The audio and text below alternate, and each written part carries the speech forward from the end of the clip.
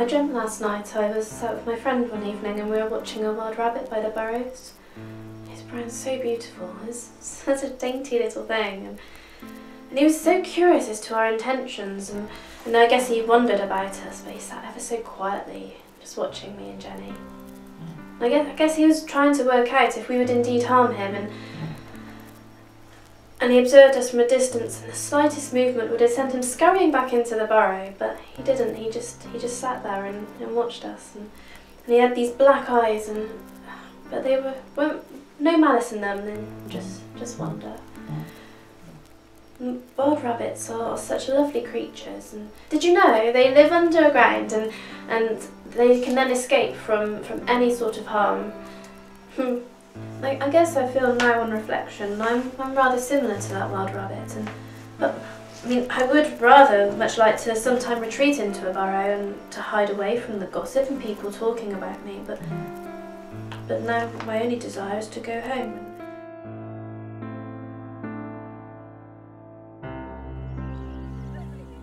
Cynthia Dash was born in Chipping Sodbury, England in 1925.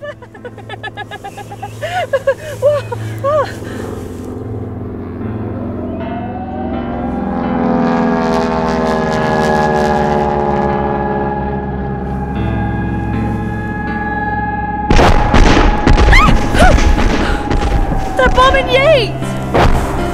Cynthia!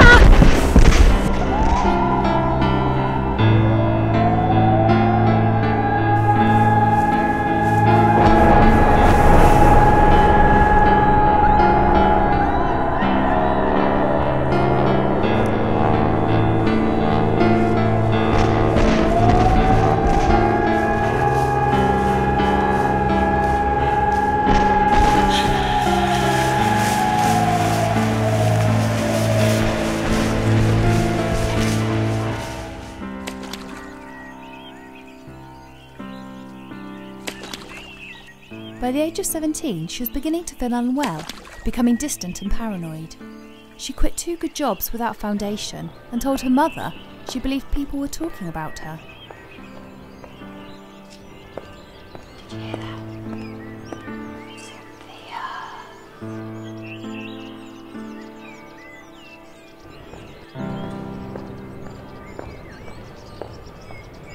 Did you see what she's doing?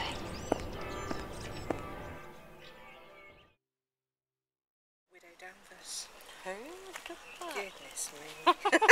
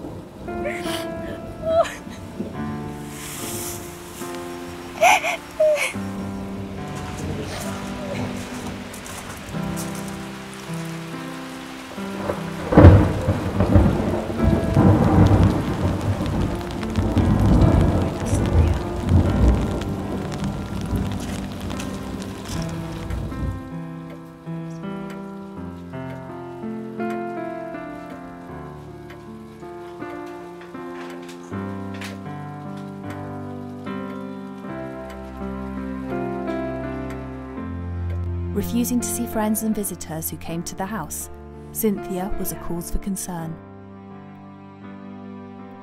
As the world closed in around Cynthia, her parents believed that being admitted to a hospital may help her somewhat.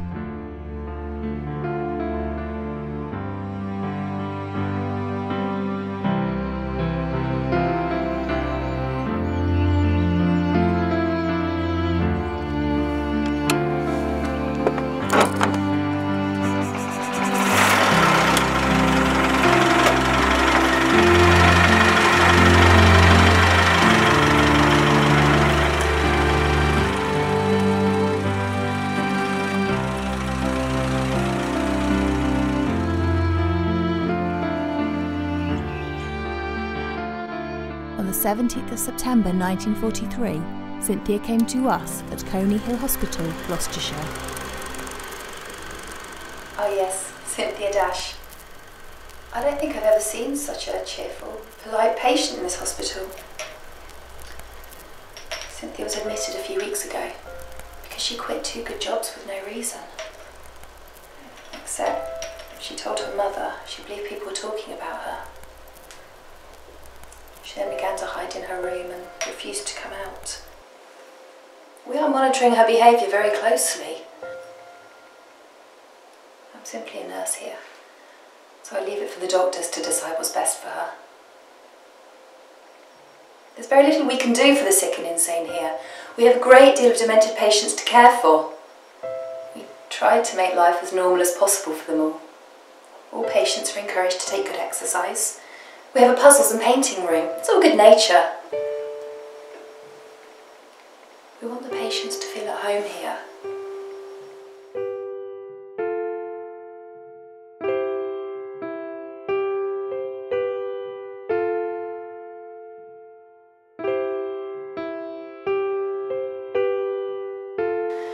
The other day, she became dreadfully upset after receiving a large amount of letters from family and friends. I feel she's homesick. You see, after visitors last week, you were very emotional and distraught. Dr. Solomon here notes wanting to hide from other patients. I could argue that you're simply homesick, and the letters you've been receiving from relatives are just causing you more upset. But you know, these outbursts could be a sign of something more deeply distressing to you, something on a much deeper level that's troubling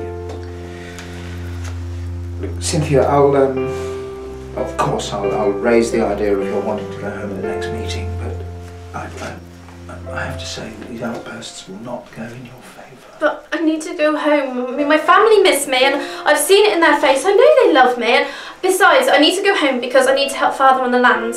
This you've already made very clear to me, Cynthia. I understand that you feel better, but you're still showing signs of great upset. I want to go home. Cynthia, we need more time. That's all I'm asking. Did you see what she's doing? But I want to go home! Nurse! Nurse! Could I have some assistance here, please?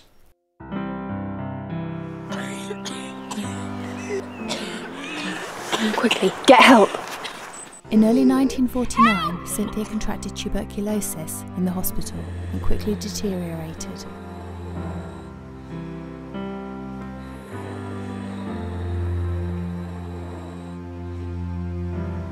It's okay. Don't be frightened.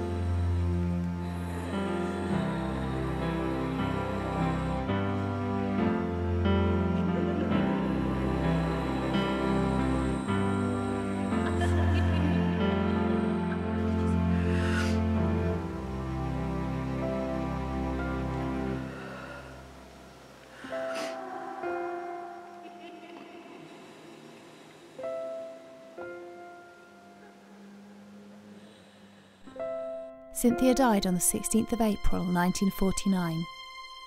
I was with her in those last moments. I hope I brought comfort to her. I hope she is now at peace. Understanding mental health was hard back then. For some people, it still is now.